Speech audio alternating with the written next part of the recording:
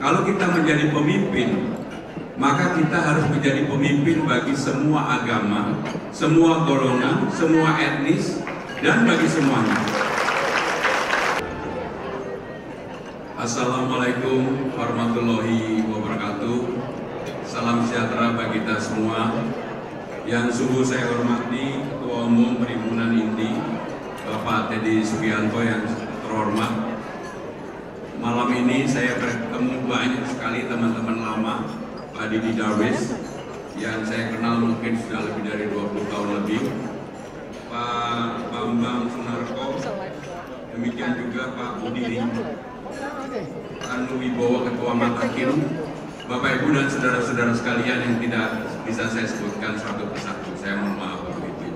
Dan juga untuk Bang Dul dan teman-teman yang hadir dari DPR RI, Charles Honoris, Prof. Darmadi Durianto, Ibu Hilda, Brando, Tinatun, Pak Amin, dan semua yang hadir, saya mohon maaf itu. Bapak Ibu saudara-saudara sekalian, yang pertama saya ingin memulai dengan hal yang menjadi prinsip dalam hidup saya. Kalau kita menjadi pemimpin, maka kita harus menjadi pemimpin bagi semua agama, semua golongan, semua etnis, dan bagi semuanya. Karena itu menjadi hal prinsip dalam hidup saya. Kenapa ini saya sampaikan di awal? Karena yang ini tidak bisa ditawar-menawar. Bangsa Indonesia adalah bangsa yang majemuk, bangsa yang dalam pembukaan undang-undang dasarnya mengakui perbedaan sebagai salah satu hal yang paling utama dalam menyusun kebangsaannya. Maka Pak Teddy, Pak Didi, dan Bapak Ibu dan saudara-saudara sekalian, itulah yang akan menjadi prinsip saya untuk memimpin Jakarta kalau saya dan Bang Dul mendapat amanah. Yang kedua, prinsip yang saya pegang adalah apapun Jakarta ini, setelah saya berkeliling 1,5 bulan ini, saya menemukan adanya disparitas, perbedaan yang sungguh sangat menyolok, terutama di kalangan bawah yang tidak mendapatkan keadilan. Maka yang begitu-begitu menjadi prioritas di awal untuk diselesaikan dari hal-hal yang kecil.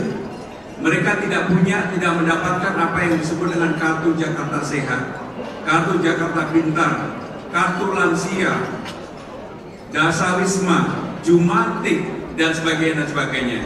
Ini adalah dari kami yang keliling dari rumah ke rumah, kelurahan-kelurahan yang ada di Jakarta. Kehidupan ini sungguh sangat memprihatinkan, karena ada sebagian besar yang hidup sangat berlebihan, ada sebagian banyak yang hidupnya bahkan yang namanya sanitasi aja tidak punya, toilet tidak ada. Itu sangat, mohon maaf saya sampaikan bukan apa-apa ketika kita sedang makan, tetapi inilah potret realitas yang ada di Jakarta.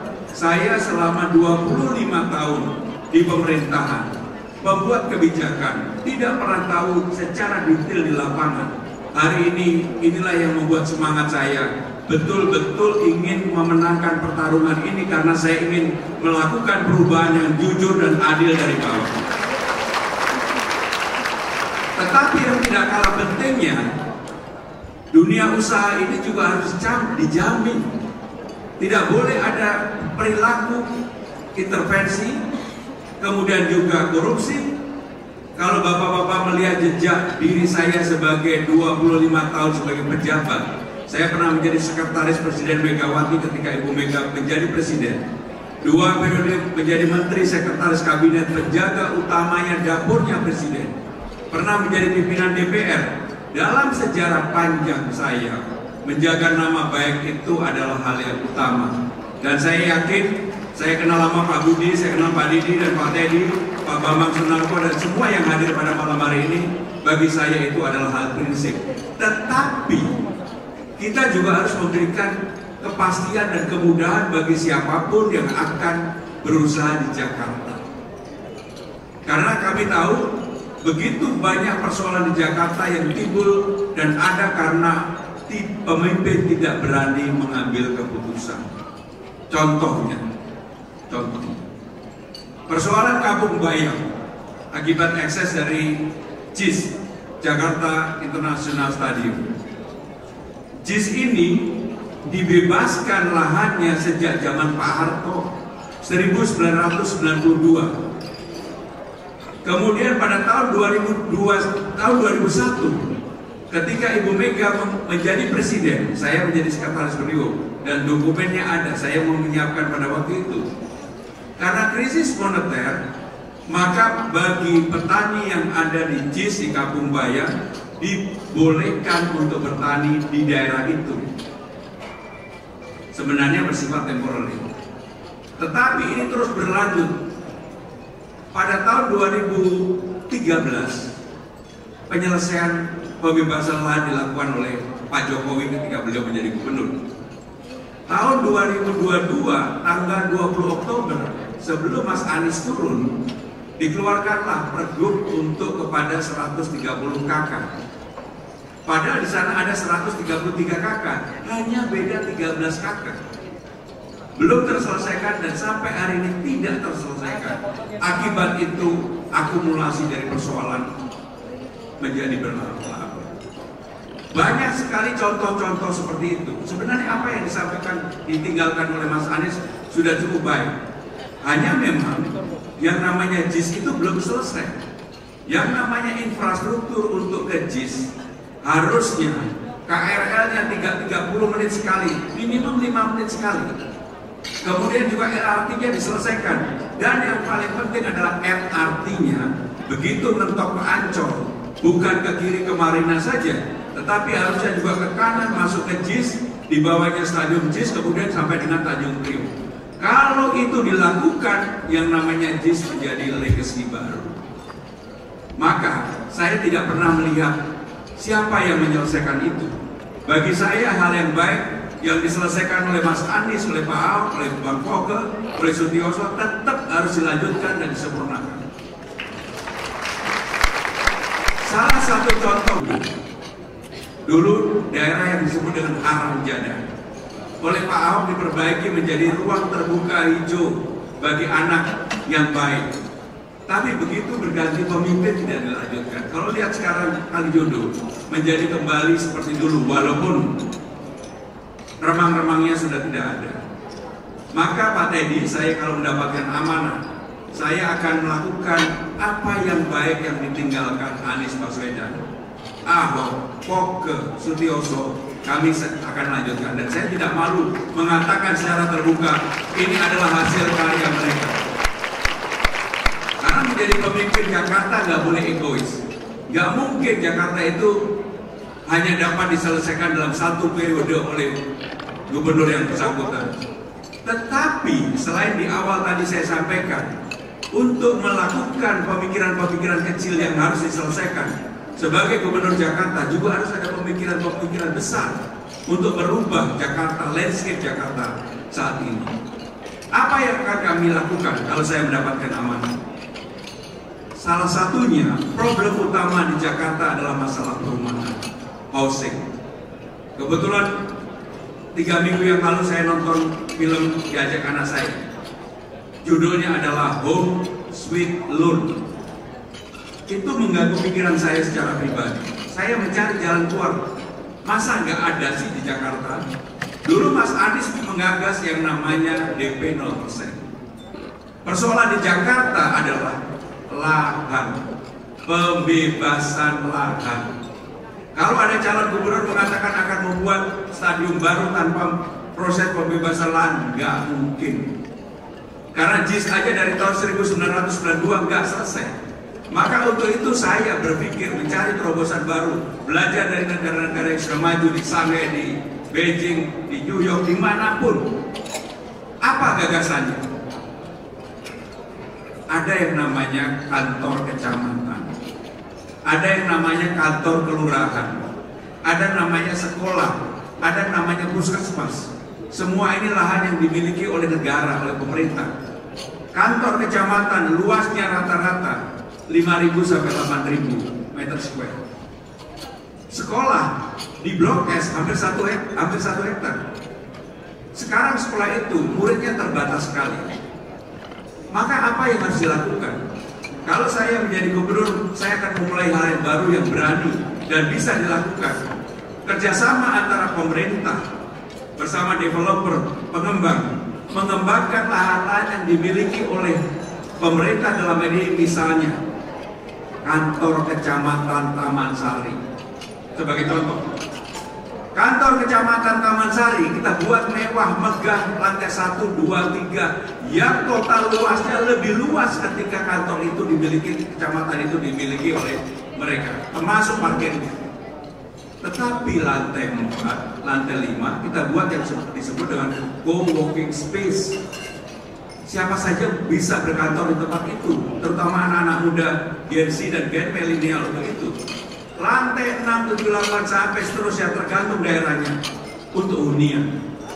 Huniannya pilihannya kalau tempatnya memang bukan tempat yang prime, itu bisa untuk menengah ke bawah. Tapi tempat yang prime, kantor kecamatan di Menteng misalnya, atau sekolah di Blok S misalnya, yang saya sudah lihat sendiri, luasnya di Blok S lebih dari 8.000. Kenapa nggak kita buat lantai 1, 2 sekolah yang bagus, lantai 4, 5 untuk co-working space, lantai 6, 7, 8, 9, 10 untuk parking mobil, karena untuk mengatasi persoalan di Senopati dan di Gunawarman. Dan selanjutnya ke atasnya untuk housing, pasti bisa. Karena apa? Nggak bebasin lahan. Problem utama di Jakarta adalah persoalan lahan. Kalau itu bisa dijalankan, saya yakin bahwa persoalan kemacetan di Gunawarman, Senopati teratasi, housingnya ada, sekolahnya ada, dan untuk katakanlah keluarga yang mempunyai anak sekolah di tempat itu kita berikan kesempatan juga untuk punya housing ataupun tempat tinggal di sana. Kalau itu bisa dilakukan, maka persoalan kemacetan pelan-pelan kita atasi. Bagaimana dengan persoalan kemacetan secara besar? Apa yang harus dilakukan? Saya dan Bang Dul sepakat tidak lagi bicara Transjakarta, tapi Transjabodetabek. Kenapa bicara Transjabodetabek? Karena kemacetan di Jakarta selalu terjadi pada pagi hari dan sore hari. Ketika hampir 45 juta orang di suburban area dari Bogor, Depok, Tangerang Selatan masuk ke Jakarta. Kenapa nggak kita buat sesuatu yang baru, yang terbuka dan semuanya bisa menerima? Yang pertama yang harus dilakukan, berubah dari Transjakarta menjadi Transjabodetabek. Dan sekarang perpresnya sudah ada, yaitu perpres aglomerasi. Kebetulan saya menyiapkan. Kalau itu terjadi, saudara-saudara sekalian, orang yang mau ke Jakarta ada kepastian. Kalau kemudian dia parkir nggak jauh dari rumahnya, misalnya tinggal di Bekasi, sebelum masuk Jakarta, maka ada tempat yang disebut dengan park and ride, seperti di negara-negara maju. Orang akan menitipkan mobilnya di sana. Setelah itu dia akan naik apakah LRT, MRT, busway, bisa kemana aja. Maka untuk itu saya akan mengusulkan kepada 15 golongan akan dibebaskan. Yang sekarang ini sudah dibebaskan untuk busway. Akan kita bebaskan untuk LRT dan MRT. Kenapa? Kita paksa mereka naik transportasi umum. Tetapi transportasi umumnya harus diperbaiki. Sekarang ini transportasi umum kita sebenarnya sudah 80%, 87% tepatnya. Hanya penggunaan maksimum yang melebihi dari itu di pagi hari dan di sore hari. Bahkan untuk jam-jam tertentu hanya 20% digunakan. Maka dengan demikian, bagi warga yang di luar Jakarta, mereka kita kasih kemudahan. Bawa mobil, bawa motor, bawa apapun, parkir di tempat parkir, habis itu memanfaatkan transportasi yang murah bagi mereka. Bahkan sebagian kita gratiskan untuk ASN, lansia, disabilitas, dan sebagainya. Kalau itu bisa dilakukan, Bapak Ibu Saudara-saudara sekalian, saya yakin maka persoalan transportasi di Jakarta pelan-pelan akan bisa kita atasi. Yang paling penting adalah apa?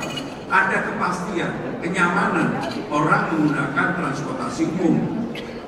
Dan supaya orang menjadi nyaman naik transportasi umum, semua wilayah yang dilalui transportasi umum, termasuk di RT RW, kita pasangin CCTV. Kenapa dipasangin CCTV? Nggak ada negara maju dimanapun, bapak-bapak mau ke Shanghai, ke Beijing, ke New York, ke Singapura, yang areanya itu tidak dipasangin CCTV. Dengan adanya CCTV, bapak-bapak mau ngapain aja satu sama lain bisa melihat itu. Persoalan narkoba bisa diatasi, diturunkan, bullying, kekerasan, pencurian pasti akan teratasi. Termasuk kalau ada bapak-bapak yang mau nakal sama tetangga pasti juga ketahuan. Maka dengan demikian, kalau itu dilakukan, semua orang bisa saling melihat. Termasuk kenapa di New York, kalau orang mau yang sweet-sweet itu apa yang disebut dengan catcalling atau bersiul-siul, CCTV-nya ada. Habis itu dipermalukan, dibuka di ruang publik, netizen 62, netizen Jakarta ini kan, Indonesia ini kan paling ganas. Begitu orang melakukan itu, diserang oleh netizen, sekali, dua kali, tiga kali, pasti nggak berani. Maka dengan demikian, gagasan-gagasan itu harus ada. Kalau memang saya diberikan amanah untuk memimpin Jakarta. Tetapi yang tidak kalah pentingnya, kebetulan saya sebagai penjaga dapur Presiden, sehingga saya tahu tentang apa yang disebut dengan Inafan, Indonesia Fund. Saya dengan cara yang sama, kalau Inafan bisa, kenapa Jakarta Fund nggak bisa? Dari mana modalnya? Jakarta Fund itu, Inafan itu modalnya dari 2 triliun dari APBN, 4 triliun dari PMN, 6 triliun. Kenapa saya tahu? Saya yang menyiapkan paperwork-nya. Karena dikelola secara profesional, nggak ada ASN-nya, benar-benar swasta murni, angkanya begitu besar. Termasuk bisa melakukan investasi untuk smelternya Freeport yang kemarin. Dengan cara yang sama, saya akan menggagas yang disebut dengan Jakarta Fund. Dari mana dananya? APBD kita, anggaran belanja daerah Jakarta itu 81 triliun. Silvanya, sisa anggarannya selalu 5-6 triliun. Kenapa nggak dari 5-6 triliun itu? Karena itu kebutuhan memajukan Jakarta. Kita ambil saja 3 triliun untuk Inafan, dikelola secara profesional. Siapa yang mengelola? Profesional. Apakah ada? Ada. Pasti di ruangan ini tahulah orang-orang yang profesional di dunia yang seperti ini. Ada yang namanya Rida yang sekarang pegang Inafan. Di Singapura ada yang namanya Hilman Sitohang yang dulu begitu di Indonesia sangat dihargai. Orang-orang seperti itu kalau diberikan kesempatan untuk mengelola dana seperti itu, saya yakin mampu. Maka untuk itu, kenapa ini ada? Supaya orang pemerintah Jakarta tidak hanya bergantung dari pajak dan restribusi. Memang ada setoran dividen kepada pemerintah, tapi kecil. Coba kalau kemudian punya yang namanya Jakarta Fund, dan Jakarta Fund ini kenapa menjadi menarik? Karena nggak perlu kolateral. Sama dengan Inafan, nggak perlu kolateral. Kolateralnya apa? Negara. Jakarta Fund, kolateralnya apa? Jakarta. Ya beda dengan Pak Didi atau Pak yang lain-lain kalau berbisnis kan pasti ada kolateralnya. Nggak mungkin nggak ada kolateral. Pak Teddy menjadi besar, kolateralnya macam-macam kan gitu. Kalau bapak-bapak yang sudah saya sebut tadi, kolateralnya leverage-nya udah nggak perlu lagi lah. Tapi bagi yang baru-baru, mana ada? Nggak ada. Harus ada kolateral. Maka untuk itu, Bapak Ibu dan saudara-saudara sekalian, saya dan Bang Dul sungguh-sungguh kalau diberikan amanah ingin membuat sesuatu yang baru bagi Jakarta. Yang paling penting adalah persoalan mengenai toleransi, keberagamaan, dan itu menjadi hal yang paling utama bagi saya pribadi. Karena hal yang menguatkan bagi Indonesia, terus terang sekarang ini, demokrasinya sudah mulai dewasa. Berbeda-beda, oke-oke aja.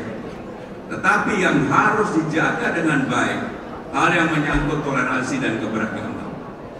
Nggak boleh ada kelompok apapun yang merasa dirinya lebih dari yang lain. Nggak boleh. Maka dalam kampanye saya dan Bang Dul juga mengatakan, Bang, kita nggak boleh sekalipun membawa hal yang berkaitan dengan toleransi dan keberagaman, terutama agama, budaya, dan sebagainya. Maka kenapa dengan sadar, walaupun pilkadanya di Jakarta, saya ini Pramono Anung, lahir dari Kediri, besar di Kediri, sampai SMA di Kediri, saya tetap diminta nama saya dipanggil Mas Pram, bukan Bang Pram. Rasanya aneh kalau Bang Pram. Kalau Bang Dul dipanggil Mas Dul, ya gak cocok. Sehingga kalau Bang Dul tetap aja menjadi Bang Dul. Dan saya juga bersyukur, ini terakhir dari saya, pasti di ruangan ini dulu mengikuti bagaimana sepak terjangnya Bang Dul. Bagaimana yang namanya Sarah sama Zainab berantem berpuluh-puluh tahun. Sampai mereka sekarang ini sudah umurnya pun mungkin sudah mendekati puluh-puluh tahun. Yang beruntung siapa sih? Nggak ada yang menang Sarah atau Zainab. Yang menang Pramono Anung. Terima kasih. Wassalamualaikum warahmatullahi wabarakatuh.